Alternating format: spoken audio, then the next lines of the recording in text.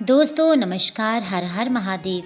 स्वागत करती हूँ आपका अपने इस चैनल में, जिसमें आप सुनते हैं सनातन धर्म से जुड़ी कथाएं और कहानियाँ। दोस्तों, आप सुन रहे हैं शिव पुराण रुद्र संहिता का द्वितीय सती खंड, और इसमें आज आप सुनेंगे दक्ष यज्ञ का समाचार पा सती का शिव से वहां चलने के लिए अनुरोध। दक्ष के शिवद्रोह को जानकर भगवान शिव की आज्ञा से देवी सती का पिता के यज्ञ मंडप की ओर शिव गणों के साथ प्रस्थान। तो दोस्तों, आइए इस अध्याय को विस्तार से सुनते हैं। वीडियो को पूरा सुनिएगा और बीच में बिल्कुल भी स्किप न कीजिएगा। ब्रह्मा जी कहते हैं, नारद, जब देव ऋषि गण बड़े उत्साह और हर्ष के साथ दक्ष के यज्ञ में जा रहे थे, उसी समय दक्ष कन्या देवी सती गंधमादन पर्वत पर चंदोवे से युक्त धारा गृह में सखियों से घिरी हुई भांति भांति की उत्तम क्रीड़ाएं कर रही थी। प्रसन्नता पूर्वक क्रीड़ा में लगी हुई देवी सती ने उस समय रोहिणी के साथ दक्ष यज्ञ में जाते हुए चंद्रमा को देखा। देखकर वे अपनी हितकारिणी प्राण प्यारी श्रेष्ठ सखी विजया से बोली, मेरी सखियों में श्रेष्ठ प्राण प्रिय विजय, जल्दी जाकर पूछ तो आ, ये चंद्रदेव रोहिणी के साथ कहाँ जा रहे हैं। सती के इस प्रकार आज्ञा देने पर विजया तुरंत उनके पास गई और उसने यथोचित शिष्टाचार के साथ पूछा, चंद्रदेव, आप कहाँ जा रहे हैं। विजया का ये प्रश्न सुनकर चंद्रदेव ने अपनी यात्रा का उद्देश्य आदरपूर्वक बताया। दक्ष के यहाँ होने वाले यज्ञोत्सव का सारा वृतांत कहा। वह सब सुनकर विजया बड़ी उतावली के साथ देवी के पास आई और चंद्रमा ने जो कुछ कहा था वह सब उसने कह सुनाया। उसे सुनकर कालिका सती देवी को बड़ा विस्मय हुआ। उसने यहाँ सूचना न मिलने का क्या कारण है, ये बहुत सोचने विचारने पर भी उनकी समझने में कुछ नहीं आ रहा था। तब उन्होंने पार्षदों से घिरे अपने स्वामी भगवान शिव के पास आकर भगवान शंकर से पूछा। सती बोली, प्रभु, मैंने सुना है कि मेरे पिताजी के यहाँ कोई बहुत बड़ा यज्ञ हो रहा है, उसमें बहुत बड़ा उत्सव होगा, उसमें सब देव ऋषि एकत्रित हो रहे हैं। देव देवेश्वर पिताजी के उस महान यज्ञ में चलने की रुचि आपको क्यों नहीं हो रही है। इस विषय में जो बात हो वह सब मुझे बताइए। महादेव, सुहृदों का ये धर्म है कि वे सुहृदों के साथ मिले जुले, ये मिलकर उनके महान प्रेम को बढ़ाने वाला होता है। अतः प्रभु, मेरे स्वामी, आप मेरी प्रार्थना मारकर सर्वथा प्रयत्न करके मेरे साथ पिताजी की यज्ञशाला में आज ही चलिए। सती की ये बात सुनकर भगवान महेश्वर देव, जिनका हृदय दक्ष के वांगबाणों से घायल हो चुका था, मधुर वाणी में बोले, देवी, तुम्हारे पिता दक्ष मेरे विशेष द्रोही हो गए हैं। जो प्रमुख देवता और ऋषि अभिमानी, मूढ़ और ज्ञान शून्य हैं, वे ही सब तुम्हारे पिता के यज्ञ में गए हैं। जो लोग बिना बुलाए दूसरे के घर जाते हैं, वे वहाँ अनादर पाते हैं, जो मृत्यु से भी बढ़कर कष्टदायक है। अतः प्रिय, तुमको और मुझको तो विशेष रूप से दक्ष के यज्ञ में नहीं जाना चाहिए, क्योंकि वहाँ हमें बुलाया नहीं गया है। ये मैंने सच्ची बात कही है। महात्मा महेश्वर के ऐसा कहने पर सती रोष पूर्वक बोली, शंभो, आप सबके ईश्वर हैं। जिनके जाने से यज्ञ सफल होता है, उन्हीं आपको मेरे दुष्ट पिता ने इस समय आमंत्रित नहीं किया है। प्रभु, उस दुरात्मा का अभिप्राय क्या है, वह सब मैं जानना चाहती हूँ। साथ ही वहाँ आए हुए संपूर्ण दुरात्मा देव ऋषियों के मनोभाव का भी पता लगाना चाहती हूँ। अतः प्रभु, मैं आज ही पिता के यज्ञ में जाती हूँ। नाथ महेश्वर, आप मुझे वहाँ जाने की आज्ञा दे दें। देवी सती के ऐसा कहने पर सर्वज्ञ, सर्वदृष्टा, सर्व सृष्टिकर्ता एवं कल्याण स्वरूप साक्षात भगवान रुद्र उनसे इस प्रकार बोले। शिव ने कहा, उत्तम व्रत का पालन करने वाली देवी, यदि इस प्रकार तुम्हारी रुचि वहाँ आवश्यक जाने के लिए हुई है, तो मेरी आज्ञा से तुम शीघ्र अपने पिता के यज्ञ में जाओ। ये नंदी विश्व सुसज्जित है। तुम एक महारानी के अनुरूप सजोपचार के साथ ले सादर इस पर सवार हो बहुसंख्यक प्रथम गणों के साथ यात्रा करो। प्रिय, इस विभूषित वृक्ष पर आरूढ़ हो जाओ। रुद्र के इस प्रकार आदेश देने पर आभूषणों से अलंकृत सती देवी सब साधनों से युक्त हो पिता के घर की ओर चली। परमात्मा शिव ने उन्हें सुंदर वस्त्र, आभूषण तथा परम उज्ज्वल छत्र, चामर आदि महाराजोचित उपचार दिए।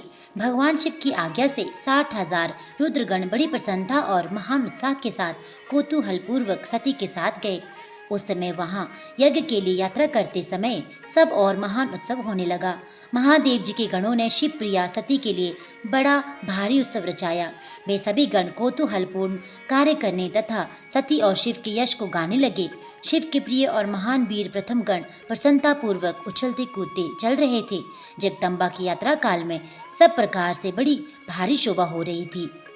उस समय जो सुखद जय जयकार आदि का शब्द प्रकट हुआ, उससे तीनों लोग गूंज उठे। दोस्तों आगे सुनिए। यज्ञशाला में शिव का भाग न देखकर सती के रोषपूर्ण वचन, दक्ष द्वारा शिव की निंदा सुन दक्ष तथा देवताओं को धिक्कार फटकार कर सती द्वारा अपने प्राण त्याग का निश्चय। ब्रह्मा जी कहते हैं, नारद, दक्ष कन्या सती उस स्थान पर गई जहाँ वह महान प्रकाश युक्त यज्ञ हो रहा था। वहाँ देवता, असुर और मुनिद्र आदि के द्वारा कौतूहलपूर्ण कार्य हो रहे थे। सती ने वहाँ अपने पिता के भवन को नाना प्रकार की आश्चर्यजनक वस्तुओं से संपन्न, उत्तम प्रभा से परिपूर्ण, मनोहर तथा देवताओं और ऋषियों के समुदाय से भरा हुआ देखा। देवी सती भवन के द्वार पर जाकर खड़ी हुई और अपने वाहन नंदी से उतरकर अकेले ही शीघ्रतापूर्वक यज्ञशाला के भीतर चली गई। सती को आई देख उनकी यशस्विनी माता अस्किनी, वीरिणी ने और उनकी बहनों ने उनका यथोचित आदर सत्कार किया, परंतु दक्ष ने उन्हें देखकर भी कुछ आदर नहीं किया तथा उन्हीं के भय से शिव की माया से मोहित हुए दूसरे लोग भी उनके प्रति आदर का भाव न दिखा सके। मुने सब लोगों के द्वारा तिरस्कार प्राप्त होने से सती देवी को बड़ा विस्मय हुआ, तो भी उन्होंने अपने माता पिता के चरणों में मस्तक झुकाया। उस यज्ञ में सती ने विष्णु आदि देवताओं के भाग देखे, परंतु शंभु का भाग उन्हें कहीं नहीं दिखाई दिया।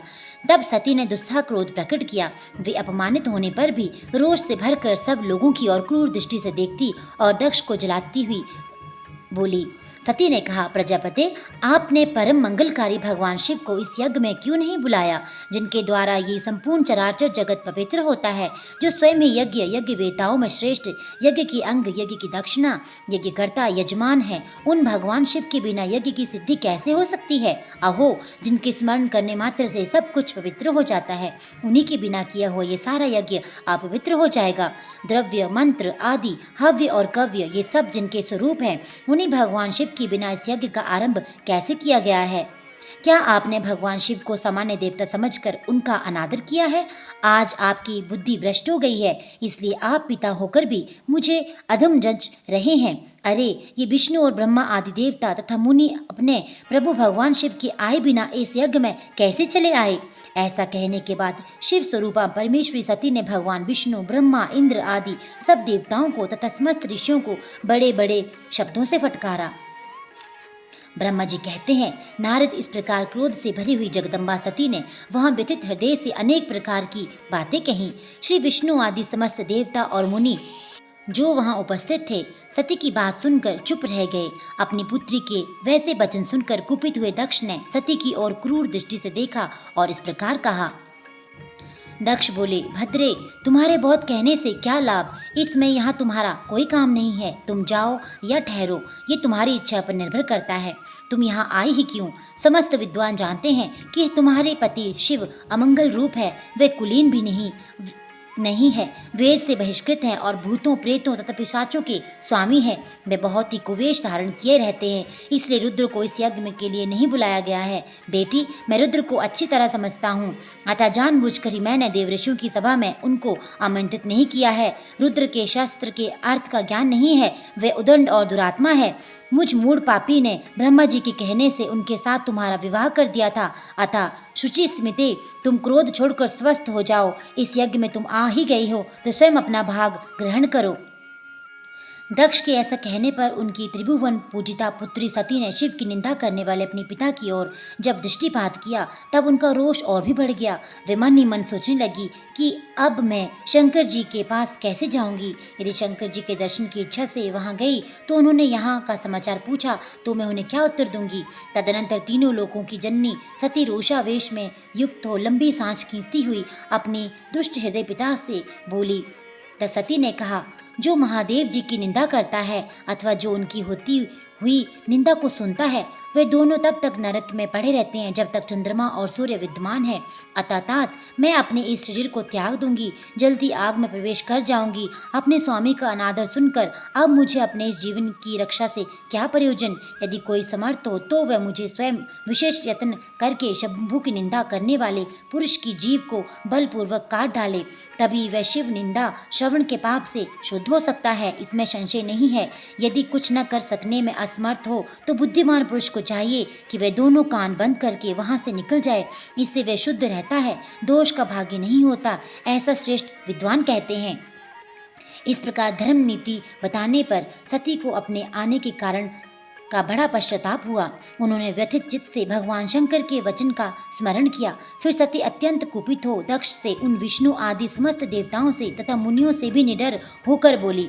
सती ने कहा, तात, तुम भगवान शंकर के निंदक हो, इसलिए इसके लिए तुम्हें पश्चाताप होगा। यहाँ महान दुख भोग कर अंत में तुम्हें यातना भोगनी पड़ेगी। इस लोक में जिनके लिए न कोई प्रिय है न अप्रिय, उन निर्वेद परमात्मा शिव के प्रतिकूल तुम्हारे सिवा दूसरा कौन चल सकता है। जो दुष्ट लोग हैं वे सदा ईर्ष्यापूर्वक यदि पुरुषों की निंदा करें तो उनके लिए ये कोई आश्चर्य की बात नहीं है, परंतु जो महात्माओं के चरणों की रज से अपने अज्ञान अंधकार को दूर कर चुके हैं, उन्हें महान पुरुषों की निंदा शोभा नहीं देती। जिनका शिव ये 2 अक्षरों का नाम कभी बातचीत के प्रसंग से मनुष्यों की वाणी द्वारा एक बार भी उच्चारित हो जाए तो वह संपूर्ण पाप राशि को शीघ्र ही नष्ट कर देता है। उन्हीं पवित्र कीर्ति वाले निर्मल शिव से तुम द्वेष करते हो। आश्चर्य है, वास्तव में तुम अशिव अमंगल रूप हो। महापुरुषों के मन रूपी मधुकर ब्रह्मानंदमय रस का पान करने की इच्छा से जिनके स्वार्थदायक चरण कमलों का निरंतर सेवन किया करते हैं, उन्हीं से तुम मूर्खतापूर्वक द्रोह करते हो। जिन्हें तुम नाम से शिव और काम से अशिव बताते हो, उन्हें क्या तुम्हारे सिवा दूसरे विद्वान नहीं जानते? ब्रह्मा आदि देवता, सनक आदि मुनि तथा अन्य ज्ञानी क्या उनको स्वरूप को नहीं समझते? उदार बुद्धि भगवान शिव जटा फैलाए, कपाल धारण किए, शमशान में भूतों के साथ प्रसन्नतापूर्वक रहते हैं तथा भस्म एवं नरमुंडों की माला धारण करते हैं। इस बात को जानकर भी जो मुनि और देवता उनके चरणों से घिरे हुए निर्माल्य को बड़े आदर के साथ अपने मस्तक पर चढ़ाते हैं, इसका क्या कारण है? यही कि वे भगवान शिव ही साक्षात परमेश्वर हैं। प्रवृत्ति और निवृत्ति 2 प्रकार के कर्म बताए गए हैं। मनीषी पुरुषों का उनका विचार करना चाहिए। वेद में विवेचन पूर्वक उनके रागी और विरागी 2 प्रकार के अलग अलग अधिकारी बताए गए हैं। परस्पर विरोधी होने के कारण उक्त दोनों प्रकार के कर्मों का एक साथ ही कर्ता के द्वारा आचरण नहीं किया जा सकता। भगवान शंकर तो परम ब्रह्मा परमात्मा है, उनमें इन दोनों ही प्रकार के कर्मों का प्रवेश नहीं है। उन्हें कोई कर्म प्राप्त नहीं होता, उन्हें किसी भी प्रकार के कर्म करने की आवश्यकता नहीं है। पिताजी, हमारा ऐश्वर्य अव्यक्त है, उसका कोई लक्षण व्यक्त नहीं है। सदा आत्मज्ञानी महापुरुष ही उसका सेवन करते हैं। यज्ञशालाओं में रहकर वहाँ के अन्न से तृप्त होने वाले कर्मठ लोगों को जो भोग प्राप्त होता है, उससे वह ऐश्वर्य बहुत दूर है। जो महापुरुषों की निंदा करने वाला और दुष्ट है, उसके जन्म को धिक्कार है। विद्वान पुरुष को चाहिए कि उसके संबंध को विशेष रूप से प्रयत्न करके त्याग दे। जिस समय भगवान शिव तुम्हारे साथ मेरा संबंध दिखलाते हुए मुझे दक्षायणी कहकर पुकारेंगे, उस समय मेरा मन सहसा अत्यंत दुखी हो जाएगा। इसलिए तुम्हारे अंग से उत्पन्न हुए सदा शव के तुल्य घृणित इस शरीर को इस समय मैं निश्चित ही त्याग दूंगी और ऐसा करके सुखी हो जाऊंगी। हे देवताओं और मुनियों, तुम सब लोग मेरी बात सुनो। तुम्हारे हृदय में दुष्टता आ गई है। तुम लोगों का ये कर्म सर्वथा अनुचित है। तुम सब लोग मूढ़ हो, क्योंकि शिव की निंदा और कलह तुम्हें प्रिय है। अतः भगवान हर से तुम्हें इस कुकर्म का निश्चय पूरा दंड मिलेगा। ब्रह्मा जी कहते हैं, नारद, उस यज्ञ में दक्ष तथा देवताओं से ऐसा कहकर सती देवी चुप हो गई और मन ही मन अपने प्राण बल्लभ शंभु का स्मरण करने लगी। तो दोस्तों, ये अध्याय यहीं पे पूरा होता है। आगे के अध्याय में आप सुनेंगे सती का योग अग्नि से अपने शरीर को भस्म कर देना। तो आगे के अध्याय सुनने के लिए इस चैनल के साथ जुड़े रहिए। अगर आप चैनल में नए हैं तो चैनल को सब्सक्राइब कर लीजिए, साथ ही साथ बेल आइकन के बटन को भी दबा दीजिए। चैनल को लाइक, सब्सक्राइब और शेयर करना भी न भूलें, ताकि अधिक से अधिक लोगों को कथा और कहानियों का लाभ मिल सके। आपका दिन शुभ हो। हर हर महादेव।